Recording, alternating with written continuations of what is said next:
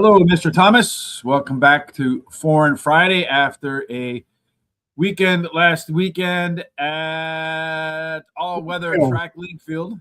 It was interesting, to say the least. But we got a big weekend of horse racing this weekend, of course, Thomas. Tomorrow is the Pegasus.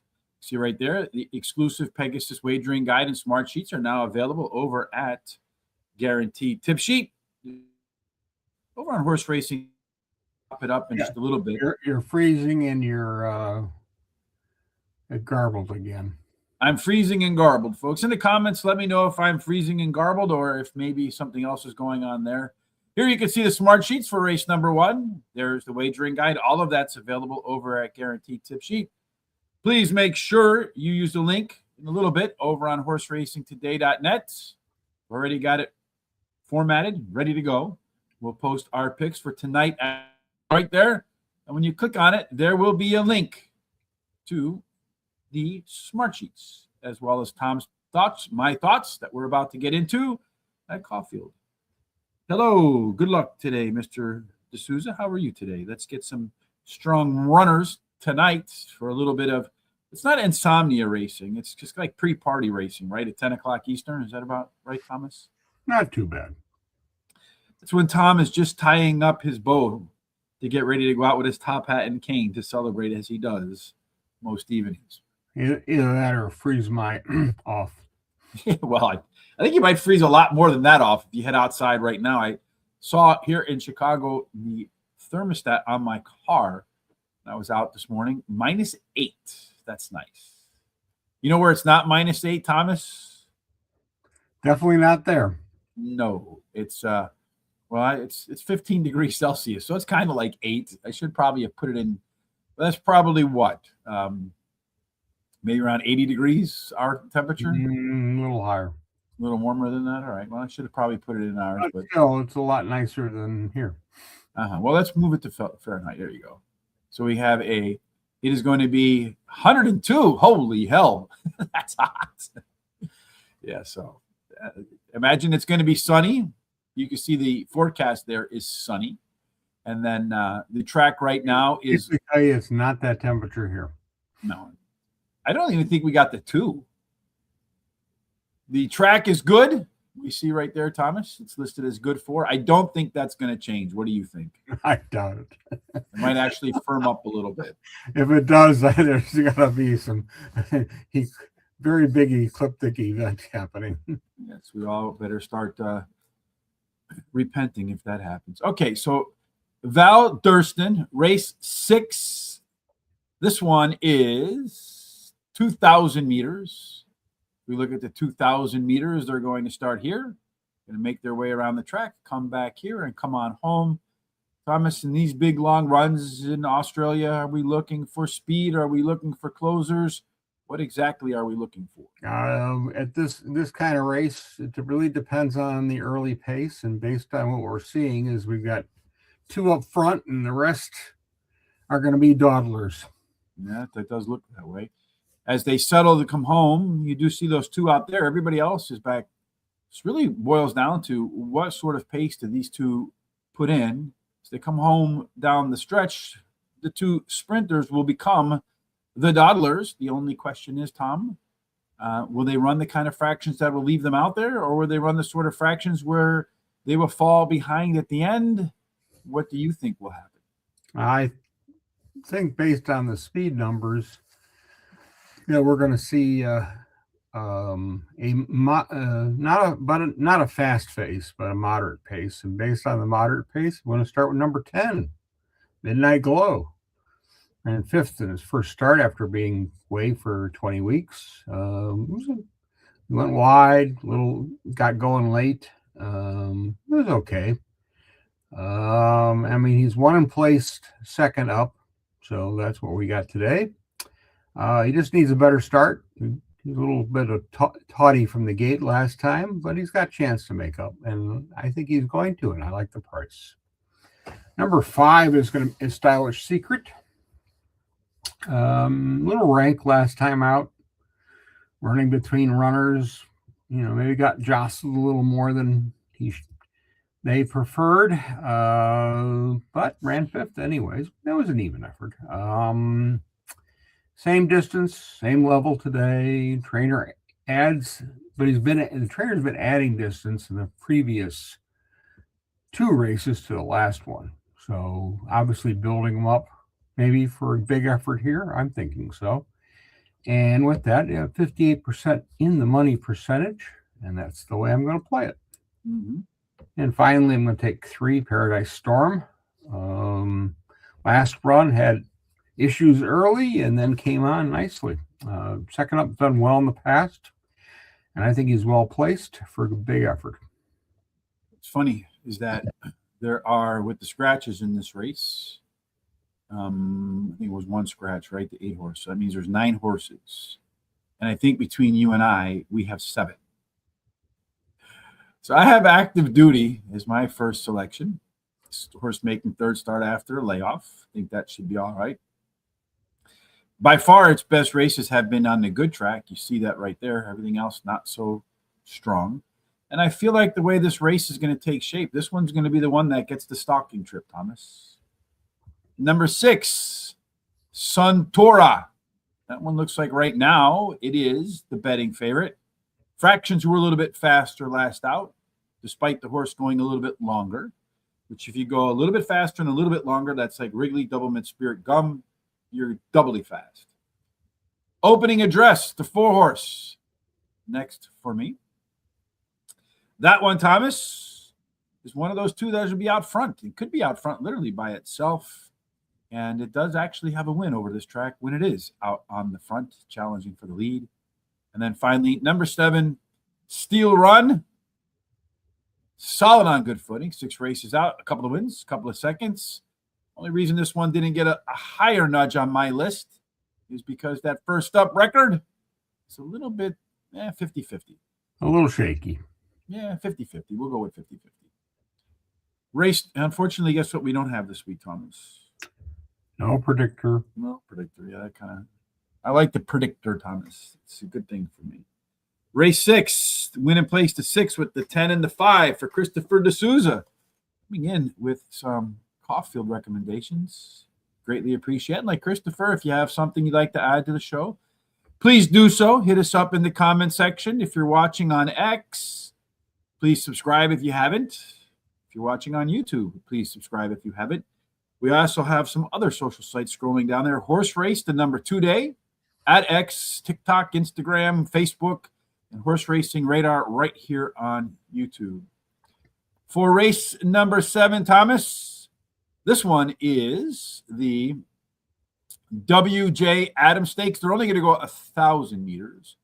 So if we go 1,000 meters here, Tom, we're going to start here. We're going to run right down to this turn. We're going to make the turn home.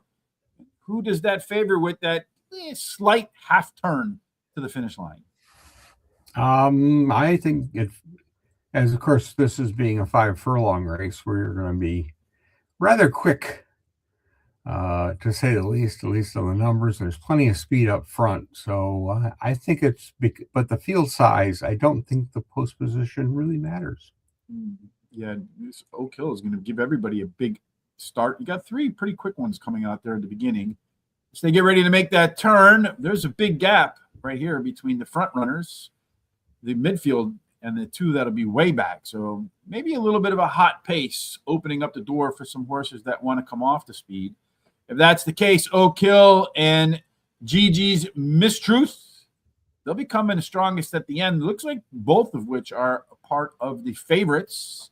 So it's going to be speed, Thomas? It's going to be closer? Or is it going to be something else? Closers, and I started out with number 4, Oak Hill.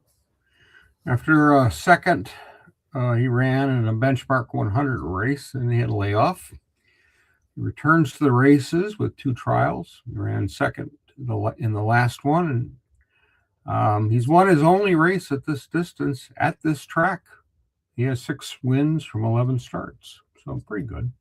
He's first up. He's done really well. And that's 4 times up and 3 wins. So I'm thinking big effort, right distance, looks good. 6, Gigi's Mistruth is next for me. Ran second 1,200 meters last time at Flemington and was in a Group 3 race. And before that, he ran well in a Group 2 race at this distance. That was, he's got a trial coming into this one. He ran fifth.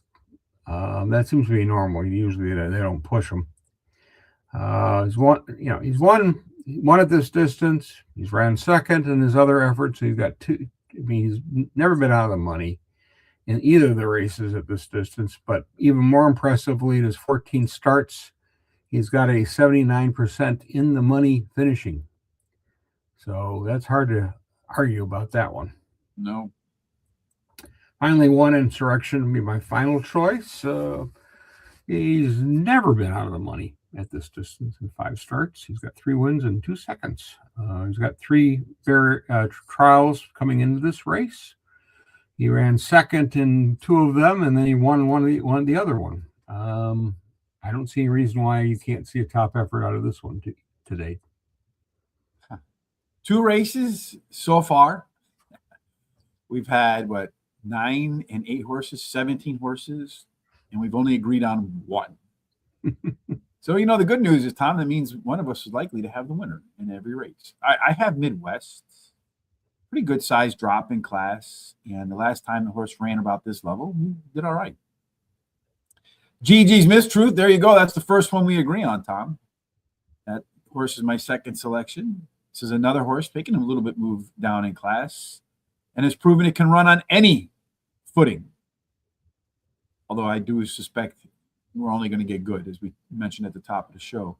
Beast Mode, my third choice, has some speed, but also has some wins at some higher levels. And then finally, number 8, Philosopher, my final selection. Lone P horse in the race, kind of going to sit between the speed and the closers. And I feel like this one could get the best trip. That's it for me in race number 7. 3 races to go. That means we're going to go off to race number 8 next, Tom. Race number 8, this one is the Quayclean Manfred Stakes. It is a Group 3. It is 1,200 meters. So you're going to start all the way back in the chute. Come running down here. They're going to make that turn. It looks to me like you have a long enough backstretch before the turn, Tom, that everybody should be able to be in the position they want. You agree? I think they got a good chance at it. And we got a good mix here. You got a couple, Space Rider and Knifa that want to be on the front, Cyberlink and Miss Olay kind of chasing along. And then you got a quartet of closers. So a balanced field maybe slightly favors horses that are middle forward as they settle. Really no true front runners, Tom. So it really does set up to look like it might be one that favors the horses that are middle forward. And then finally on the closing speed, a bunch of them will be coming at the end. Conscience will be coming at the hardest. Salty Pearl be amongst that mix. This kind of looks like maybe a jockey's race to me, Tom, because a lot of horses should be right where they want. So making sure you get your timing down correct, probably going to be the key. Which jockey's going to time it right? Good trip. May result in good results. I'm going to start with 5, Cyberlink, my top choice. One is only start, 1,200 meters. Very game effort. Got about 200 meters left. He got to the front, and then he fought on.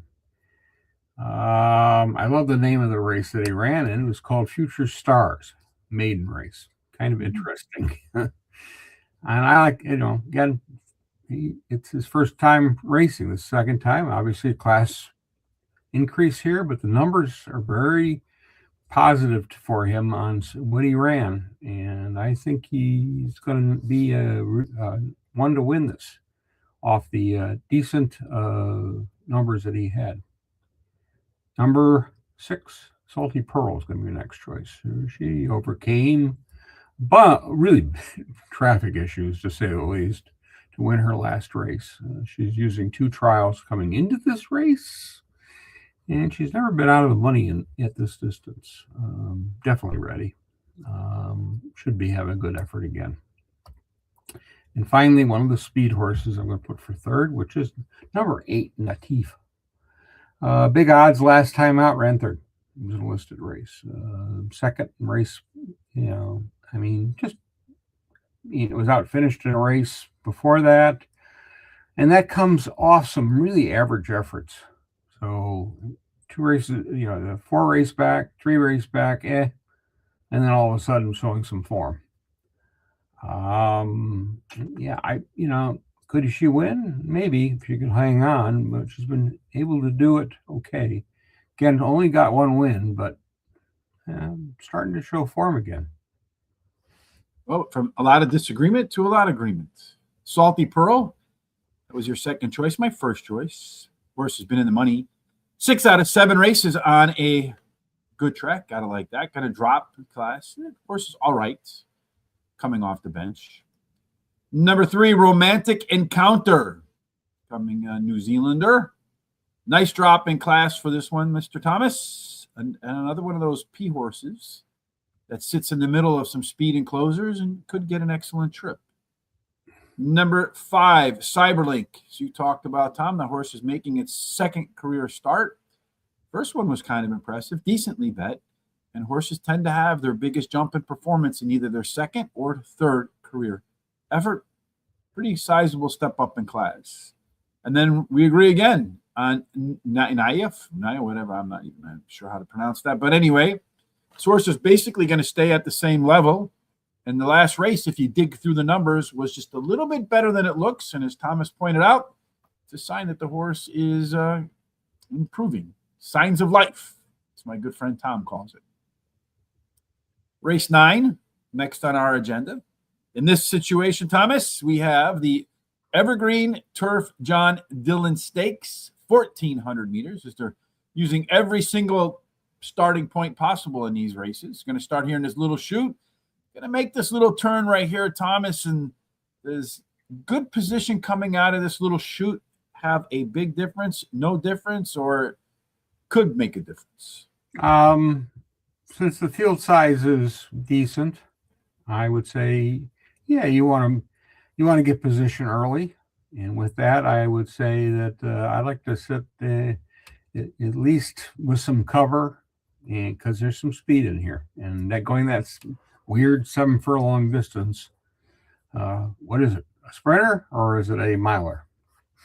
Yeah, or something in between. You do see there's plenty of giddy up and go when the gates, when the horses get going. As they settle in, kind of bunched up again. You really don't have a true pace setter in here. So, yeah, it might be one of those races where it looks like there's a lot of horses contesting for the front, but the fractions aren't all that hot, which would allow these horses to stay up there. The end of the race, a lot of horses with some late legs in there, except for maybe Regal Zeus. That horse might tail off if it doesn't get the right sort of fractions. Tom, who's going to put together the right race here? I'm going to go with number 2, Zoo Sensation. It's hard for me to really pass on this one. Won last time out. It's won 3 times at this racetrack. Form is excellent. Short price, absolutely. But that's, to me, the 1 to beat. 8 extra 2 is my next choice. 2 starts back, she ran what I would call a disappointing race. And last time out, she ran second in the Group 3 at this distance. And what was the difference? Well, they made a gear change. And that seemed to make all the difference. So I see more improvement out of her. And with that, I got to put her for second. And finally, I'm going to take 7 Aztec Ruler as my final choice. He's run reasonably well in his last 3 races. He's got a second in one of them. Last time out, he had some trouble.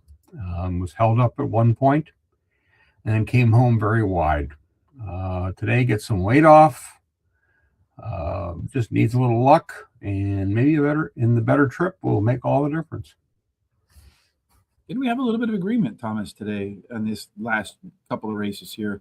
I have Zoo Sensation too. It's a speed horse along with the 3, but when you take a look at the times, Zoo Sensation is considerably quicker. Number 11, Just a Deal, my second choice, taking a pretty good class drop in here, Tom. Been at the distance 3 times, has a win, a place in a show. You see that right there. And 3 of its 4 wins. 4 wins right there. 3 of them on a good track. Wins 50% of the time. Number 7, Aztec Ruler, where we agree again. This one, Tom, is another class dropper. I think that one sits right off the pace and then pounces. They come down that short stretch, it looks like to me, at least on the screen there. And then finally, Extra 2. We agree again. 3 out of 4. Signs of Life in its last. Funny, we both saw the same thing. And going to take a little bit of a move down in class 2. One last race for you and me today at Caulfield. Thomas, where we put another Foreign Friday in the books. But before we do that, any sense of what Foreign Friday might look like next week? We're going to include the Classic Mile at Shot 10. This weekend is the Centennial Sprint. So sprinters will be on display. Next Sunday will be the milers. All right, so we're off to Shot 10 again. That'll be a lot of fun. Make sure you don't miss Shot 10 or any of next week's programming over at Horse Racing Today or Horse Racing Radar TV here on YouTube or on X. Make sure you hit the like and subscribe button and the bell so that when we go live about 30 minutes before the show, you'll get a notification. That way you don't miss anything. We would greatly appreciate you joining us. All right, the finale for you and me today, Tom, race number 10. This one is going to start at 12:25 a.m. Eastern time. So most everybody across the states should still be awake. This is just the Caulfield race. That's going to be, come on, Richard. I had found it every single time, and now all of a sudden I can't find how long it is. 1,600 meters. There we go. Yeah, all right. We're going a mile. Yeah, they're going to start here. A little bit of a bend, a little bit more of a bend, and then come down and quick another bend down in here. I got a feeling being inside be a little bit helpful post position wide, Thomas, or no? It'll help. It'll help. They finally got one right. But I would also see on some of those 2 multiple turn races, like the 2,000 meter race that we had earlier, see where there may be a bias. We keep an eye out on that early on in the card. You got Black Storm out here by itself. Everybody else kind of look more like pace horses or closers. That sort of setup could bode well for Black Storm if it gets the right fractions. It's going to be out there by itself. Everybody else giving chase. You don't really have earlier races. We did have pure front runners. Now we don't really have pure closers. This might be one where the pace is actually kind of hot because everybody prefers to be middle forward. If that's the case, the closers could have the edge. You see touchdown and as the most late legs. Thomas, you feel like I read that right, or do you read it differently? I'm going to start with number 12. Yes, I know.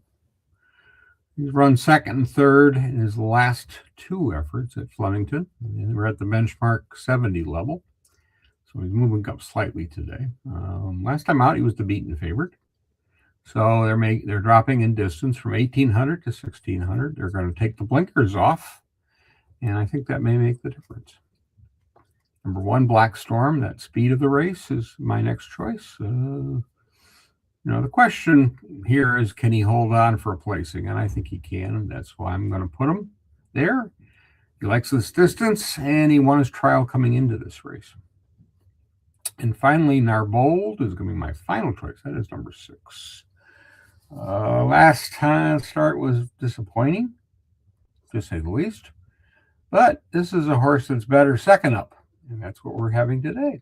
He's got 3 starts at second up, and he's got a win and 2 placings. So that tells me the horse needed a race. And it's a top trainer.